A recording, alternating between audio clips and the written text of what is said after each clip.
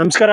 ನಾನಿದ್ದೀನಿ ಇವತ್ತು ತುಮಕೂರು ತಾಲೂಕು ಬ್ರಹ್ಮಸಂದ್ರದ ರೈತ ಸಂತೋಷ್ ಅವರ ಏಲಕ್ಕಿ ತೋಟದಲ್ಲಿ ಕಳೆದ ಮಾರ್ಚ್ ತಿಂಗಳಲ್ಲೇ ಈ ಏಲಕ್ಕಿ ತೋಟದ ಬಗ್ಗೆ ವಿಡಿಯೋ ಮಾಡಿದ್ದೆ. ಆಗಿನ್ನ ಏಲಕ್ಕಿ ಮುಗ್ಧರಾಗಿತ್ತು.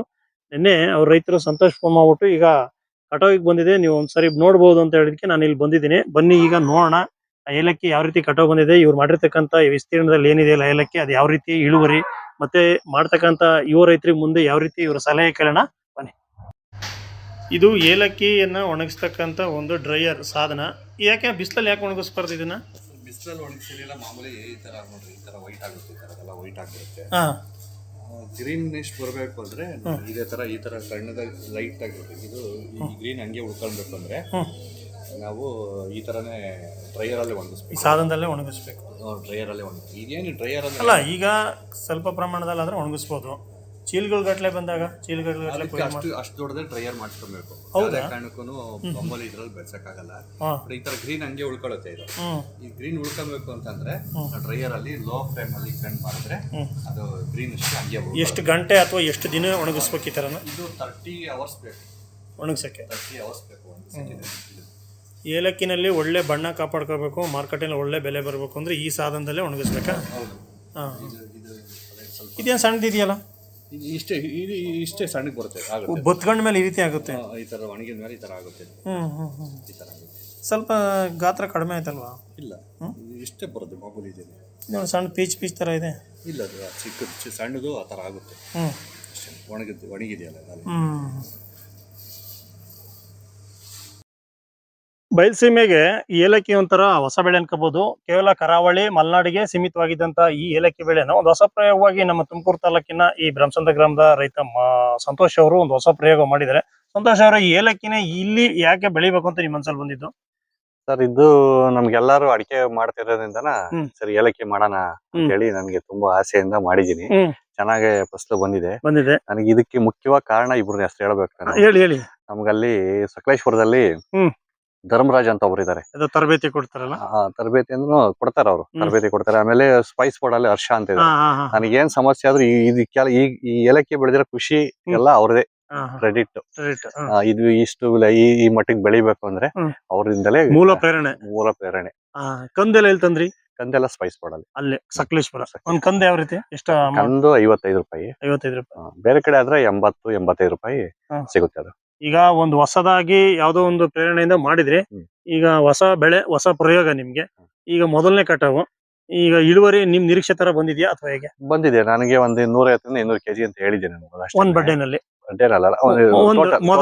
ಮೊದಲನೇ ಬೆಳೆ ಟೋಟಲ್ ಆಗಿ ಎಲ್ಲ ಹೇಳಿದೆ. ಈಗ ಆಲ್ಮೋಸ್ಟ್ ಈಗ ಒಂದು 60 kg ಹಾರ್ವೆಸ್ಟಿಂಗ್ ಆಗಿದೆ. ಈಗ ಅಲ್ಲಿ 2ನೇ ಕೊಯ್ಲು ಸ್ಟಾರ್ಟ್ ಮಾಡಿದೀನಿ.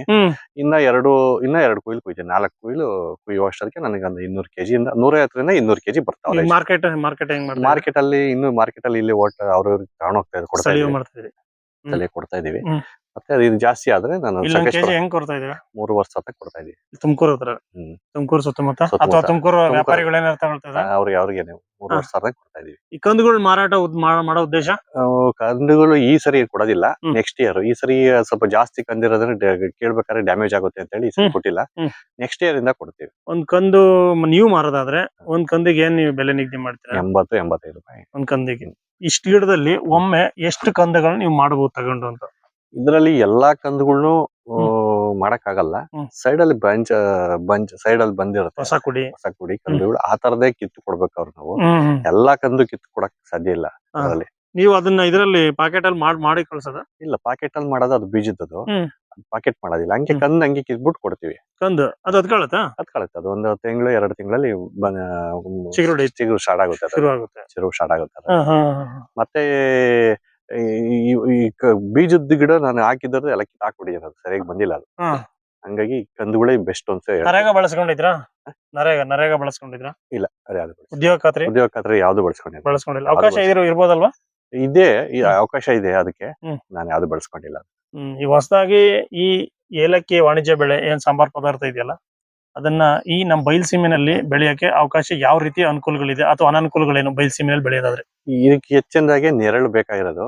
ಆ ನೆರಳು ನಾವು ಸೃಷ್ಟಿ ಮಾಡ್ಕೊಂಡ್ರೆ ಆರಾಮಾಗಿ ಬೆಳಿಬಹುದು ನಮ್ಮ ಬಯಲುಸೀಮೆಯಲ್ಲಿ. ಮತ್ತೆ ನೀರಿನ ವ್ಯವಸ್ಥೆನೂ ಅಷ್ಟೇನೆ. ಸ್ಪ್ರಿಂಕ್ಲರ್ ಬೇಕು ಅದಕ್ಕೆ. ಸ್ಪ್ರಿಂಕ್ಲರ್ ಮಾಡ್ಕೊಂಡ್ರೆ ಬೆಸ್ಟ್ ಅದು. ನಾವು ಡ್ರಿಪ್ ಇರಿಗೇಷನ್ ಮಾಡ್ಕೊಂತೀನಿ ಅಂದ್ರೆ ಆಗಲ್ಲ. ನೆರಳು ಪ್ರಮಾಣ ಎಷ್ಟಿರ್ಬೇಕು? ನೆರಳು ಪ್ರಮಾಣ ಒಂದು 70 ರಿಂದ 80% ಬೇಕೇ ಬಿಸಿಲು ಬೇಕು. ಕೂಡ ಬೇಕು. ಬೇಕೇ ಬೇಕು. ನಮ್ಗೆ ಫೆಬ್ರವರಿ, ಮಾರ್ಚ್, ಏಪ್ರಿಲ್ 3 ತಿಂಗಳು ನಮಗೆ ಬೇಸಿಗೆ ಕಾಪಾಡ್ಕೊಂಡ್ರೆ, ಬೇಸಿಗೆ ಮಳೆಗಾಲದಲ್ಲಿ ಏನು ಅಂತ ಮಳೆಗಾಲದಲ್ಲಿ ವಾತಾವರಣ ಸರಿಯಾಗಿರುತ್ತೆ, ಕೋಲ್ಡ್ ಇರುತ್ತೆ, ಒಂದು 25, 26, 28 ತನಕ ಇರುತ್ತೆ. ಏನು ಪ್ರಾಬ್ಲಮ್ ಆಗಲ್ಲ. ಅಂದ್ರೆ ಬೇರೆ ಯಾರಾದ್ರೂ ಯುವ ರೈತರು ಇದನ್ನ ಇದ್ರ ಬಗ್ಗೆ ಉತ್ಸಾಹ ಹೇಳೋರು ಬೆಳೆದು ಯಶಸ್ವಿ ಆಗ್ಬಹುದು ಅಂತಕ್ಕಂಥ ನಿಮ್ ಸಲಹೆ ಏನಾದ್ರು ಆಗ್ಬೋದು. ನಾನು ಈ ಸರಿ ಒಂದು 5,000, 6,000 ಕಂದು ತರ್ಸ್ಕೊಟ್ಟಿದೀನಿ ರೈತರುಗಳು. ಬೇಕು ಅಂತ ನಿಮ್ ಭಾಗದಲ್ಲಿ? ನಮ್ಮ ಭಾಗದಲ್ಲಿ ತರ್ಸ್ಕೊಟ್ಟಿದೀನಿ. ಅವರೆಲ್ಲ ಹಾಕೊಂಡಿದ್ದಾರೆ. ಅವ್ರಿಗೆಲ್ಲ ಮಾಹಿತಿ ಕೊಡ್ತಾ ಇರ್ತೀನಿ. ಅವಾಗ ಚೆನ್ನಾಗಿ ಮಾಡ್ತಾ ಇದಾರೆ ಅವರು. ಕೊನೆಯದಾಗಿ ಯಾರಾದ್ರೂ ಬೆಳೆಯ ಹೊಸ ರೈತರಿಗೆ ಇದ್ರ ಬಗ್ಗೆ ಅರಿವಿರದ ರೈತರಿಗೆ ನೀವೇನ್ ಹೇಳಕ್ ಇಷ್ಟಪಡ್ತೀರಾ? ಅರಿವಿಂದ್ರೆ ಇದು ಸ್ವಲ್ಪ ಕಷ್ಟನೇ ಬೆಳೆಯೋದು. ಬೆಳೆದು ಇದನ್ನೆಲ್ಲ ಹಾರ್ವೆಸ್ಟಿಂಗ್ ಮಾಡುವಾಗ ಈಗ ಕೆಲವ್ರು ಏನ್ ಮಾಡ್ತಾರೆ ಅಂದ್ರೆ ಕೇಳ್ತಾರೆ, ಈ ತರ ಔಷಧಿ ಹೊಡಿಬೇಕು, ಈ ತರ ಮಾಡ್ಬೇಕು ಅಂತಂದ್ರೆ ಅಷ್ಟಕ್ಕೆ ಸ್ಟಾಪ್ ಮಾಡ್ಬಿಡ್ತಾರೆ. ಗಿಡ ಮುಂದೆ ಬರೋದೇ ಇಲ್ಲ ಅವ್ರು. ಇಡ್ತೀನಿ ಅಂತ ಬರ್ತಾರೆ, ಆಮೇಲೆ ನನಗೆ ಬೇಡಪ್ಪ ಇಷ್ಟೆಲ್ಲ ಮಾಡ್ಬೇಕು ಬೇಡ ಅಂತ ಸುಮ್ನೆ ಆಗ್ಬಿಡ್ತಾರೆ. ಅವ್ರಿಗೆ ಹೇಳೋದಿಷ್ಟೇ, ಹೌದು, ಒಂದ್ ಫ್ಯಾಮಿಲಿ ಕರೆಕ್ಟ್ ಆಗಿ ಮೇಂಟೈನ್ ಮಾಡ್ಕೊಬಹುದು. ಏನಂತ ರಿಸ್ಕ್ ಏನಿಲ್ಲ. ಹಾರ್ವೆಸ್ಟಿಂಗ್ ಸ್ವಲ್ಪ ಡ್ರೈಯರ್ದು ಈ ತರದೆಲ್ಲ ಸ್ವಲ್ಪ ರಿಸ್ಕ್ ಐತೆ, ಇಲ್ಲ ಅಂತ ಹೇಳಲ್ಲ. ಆದ್ರೆ ಮೇಸ್ಟ್ ಹಾರ್ವೆಸ್ಟಿಂಗ್ ರಿಸ್ಕ್. ಗಿಡ ಬೆಳೆಸೋದು, ಗಿಡ ನೋಡ್ಕೊಳ್ಳೋದು ಏನಂತ ರಿಸ್ಕ್ ಇಲ್ಲ. ಇದಿಷ್ಟು ಈ ಏಲಕ್ಕಿ ಬೆಳೆದು ಯಶಸ್ವಿಯಾಗಿರುವರ್ತಕ್ಕಂತ ಈ ಸಂತೋಷ್ ರೈತರ ಅಂತ ಅನುಭವದ ಮಾತು. ಹೊಸದಾಗಿ ಯಾವ್ದಾದ್ರು ಈ ಬೆಳೆ ಬೆಳೆಯಕ್ಕೆ ಮೊದಲು ಒಂದ್ ರೀತಿ ಆತಂಕ ಇರುತ್ತೆ, ಯಾವ ರೀತಿ ಏನಾಗುತ್ತೋ ಅಥವಾ ನಷ್ಟ ನುಕ್ಸಾನ್ ಉಂಟಾಗುತ್ತೆ ಅನ್ನತಕ್ಕಂಥದ್ದು. ಆ ಭಯವನ್ನು ನಾವು ದಾಟಿ ಮುಂದೆ ನಡೆದು ಹೊಸದಾಗಿ ಪ್ರಯೋಗ ಮಾಡ್ಲೇಬೇಕು ಅನ್ನೋ ಒಂದು ಛಲದಿಂದ ಮುಂದೆ ಹೋರಾಟ ಮಾಡಿದ್ರೆ ಈ ಬೆಳೆನಲ್ಲಿ ಯಶಸ್ವಿ ಆಗ್ಬಹುದು ಅಂತಕ್ಕಂಥದ್ದು ಅವರ ಒಟ್ಟಾರೆ ಸಾರಾಂಶ. ಯಾರಾದ್ರೂ ಈ ರೀತಿ ಹೊಸದಾಗಿ ಮತ್ತೆ ಏನಾದ್ರೂ ಏಲಕ್ಕಿ ಬೆಳೆಯನ್ನ ನಮ್ಮ ಬಯಲುಸೀಮೆಯಲ್ಲಿ ಬೆಳೆದಾದ್ರೆ ಈ ರೀತಿಯಾಗಿ ಬೆಳೆದು ಈಗಾಗಲೇ ಯಶಸ್ವಿಯಾಗಿರೋ ರೈತರನ್ನ ಸಲಹೆ ಪಡೆದು ಬೆಳೆ ಸೂಕ್ತ ಅಂತ ಹೇಳ್ತಾ ವಿಡಿಯೋ ಮುಗಿಸ್ತಾ ಇದ್ದೀನಿ. ನಮಸ್ಕಾರ.